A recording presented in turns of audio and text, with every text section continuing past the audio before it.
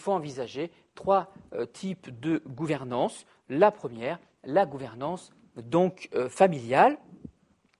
Il s'agit ici, à la limite, comment je pourrais dire, d'une concentration du capital entre les mains d'une seule famille. Voilà. Comme le nom l'indique, c'est une gouvernance familiale. La famille est associée de la société. Cela présente bien entendu un avantage puisque le capital, la société fera l'objet d'un contrôle. Ce contrôle, ce mis en place de contrôle va être un contrôle sur du long terme, puisqu'aujourd'hui, la problématique est une problématique au niveau mondial du court terme. Donc l'idée, c'est que le manager familial va privilégier une vision à long terme. Deuxièmement, vous avez une autre idée, c'est favoriser la notion de culture. N'oublions pas qu'un manager familial ou une gouvernance familiale, eh bien, est très regardant, des relations de l'âme de l'entreprise. L'objectif principal, effectivement, c'est de travailler sur du long terme, et le long terme favorise cette mise en place de culture qui est, comment je pourrais dire, qui peut être mise en place de façon incrémentale, c'est-à-dire petit à petit, pour baser sa culture sur un socle relativement stable. Donc voilà.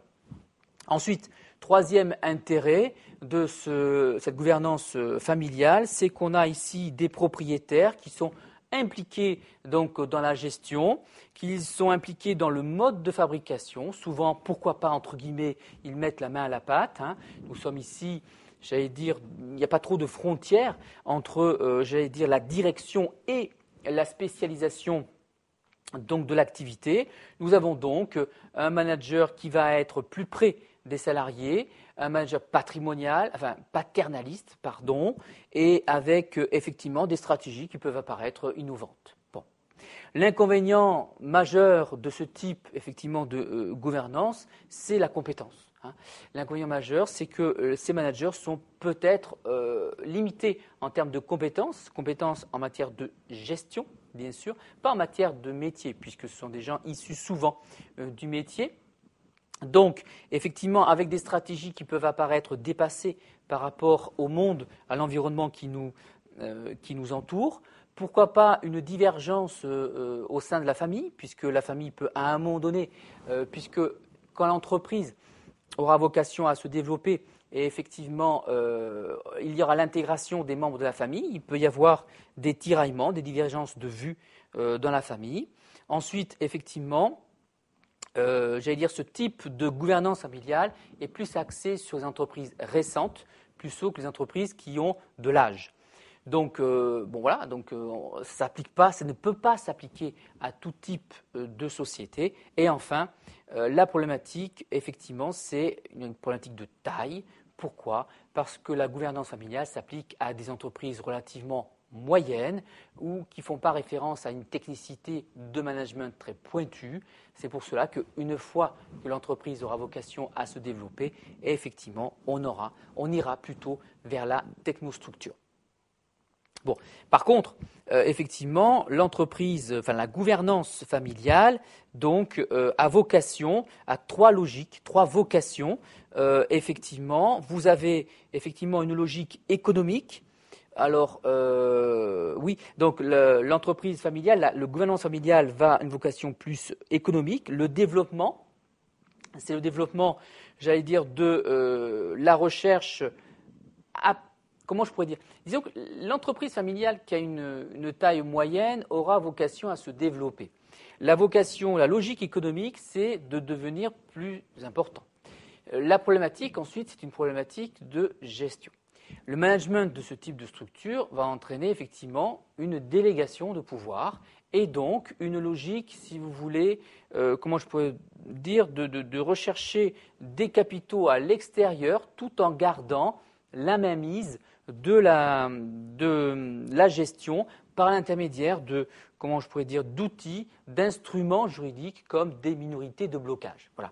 Ça, c'est l'idée, c'est la vocation économique, avec effectivement une absence de portefeuille diversifié, souvent des monodas, domaine d'activité stratégique est effectivement une problématique de risque au regard de l'environnement de ce monodas. Donc, première logique, une logique économique avec une problématique de gestion. Deuxième logique, une logique de pouvoir. Effectivement, lorsque l'on a des parties prenantes aussi lourdes en termes de famille, le fait d'avoir affaire ensuite à de la technostructure pose un problème de savoir qui détient le véritable pouvoir au sein de la structure. Et enfin, la logique plus dynastique, j'allais dire. Pourquoi ?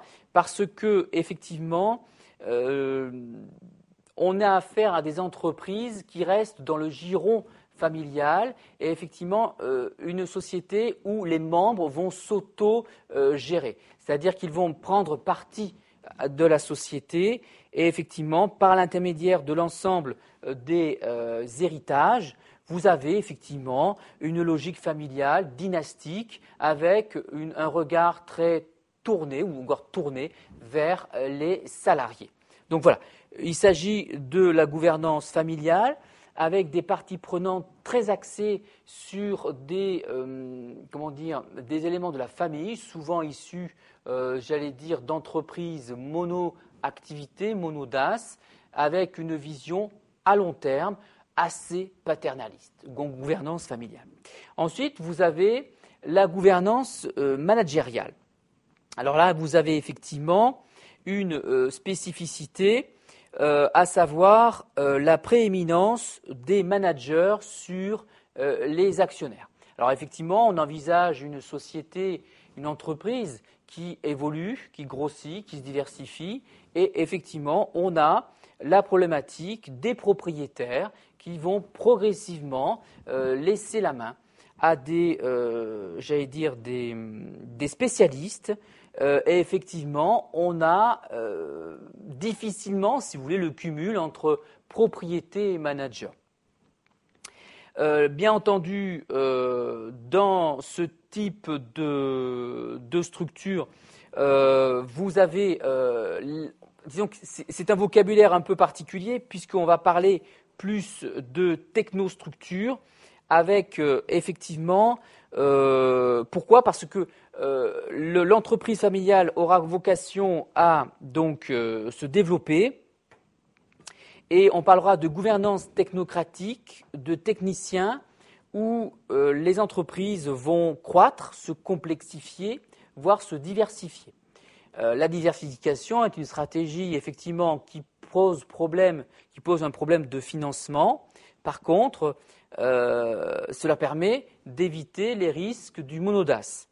Bien entendu, donc la taille s'accroît et il faut donc des spécialistes. C'est donc l'ère, de la gouvernance, de l'organisation, managériale, qui présente bien entendu des avantages, mais également des inconvénients.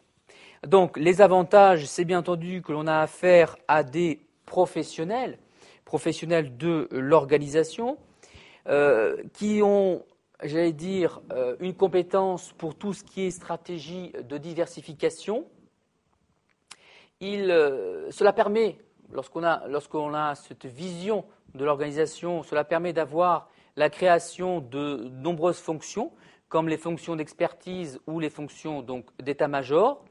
Bon, bien entendu, l'ère des nouvelles technologies, de l'information et de la communication a permis, la mise en œuvre de ce type de management. Bien entendu, ce type de management est tourné vers la croissance, une croissance interne, qui est relativement lente, ou une croissance externe qui permet le rachat, la diversification et donc la problématique de faiblesse de structure. Vous avez ensuite donc avantage de ce type de structure, mais également inconvénients. Inconvénients dans le sens où, effectivement, ce sont des managers issus de la même formation. Donc, vous avez ici une élite qui a été formée par les mêmes écoles. Alors, on parle effectivement de l'ENA, on parle de Polytechnique ou de HEC, qui ont suivi la même formation. L'objectif principal de ces managers, c'est bien entendu d'avoir des augmentations de salaire, d'avoir un salaire convenable, ce qui est logique pour des gens qui constituent donc une élite. Et bien entendu, la problématique, c'est qu'ils ont un intérêt spécifique qui peut se départir de l'intérêt de l'organisation. C'est pour cela que cette gouvernance managériale pose vraiment, si vous voulez, des problèmes, j'allais dire, que l'on retrouve aujourd'hui en termes de financement de l'économie, parce que ce type de structure a vocation, si vous voulez, à trouver un financement à l'extérieur de la société. Donc, on a affaire non pas à des banques, mais on va au-delà. On va chercher du financement sur le marché financier. Alors, le problématique, c'est qu'en allant sur le marché boursier, on est malmené par, effectivement, tout ce marché boursier, cette finance tournée vers le court terme. C'est très important, ça, tournée vers le court terme, parce que l'objectif principal est de faire rapidement, de rendre rapidement rentable, j'allais dire, les actions achetées. Alors que lorsque nous sommes dans un management plus familial, pensez à l'entreprise Auchan, qui est l'exemple, si vous voulez, de gouvernance familiale où ça devient une dynastie, si vous voulez, puisque ça représente à peu près une cinquantaine de membres de la famille Auchan qui aujourd'hui travaillent avec une holding qui permet effectivement d'intégrer d'autres marques. Eh bien, il y a une volonté dans cette gouvernance familiale de rester sur, d'abord d'éviter, j'allais dire, tout le marché boursier et ses inconvénients, et surtout de mettre en place des codes ou des usages qui permettent de fonctionner en famille. Alors que là, lorsque nous sommes dans une gouvernance, j'allais dire managériale, le principal est de tourner vers effectivement le développement donc, de l'entreprise avec une opposition importante entre, j'allais dire, les parties prenantes que sont les actionnaires et propriétaires de l'entreprise qui étaient peut-être dirigeants à un moment donné et de l'autre côté, les managers qui sont très techniques mais qui ont vocation, eux, à vouloir augmenter le chiffre d'affaires, avoir des stratégies spécifiques de développement, alors que pour la gouvernance familiale, le but est une but à long terme et effectivement axé sur tout ce qui est investissement.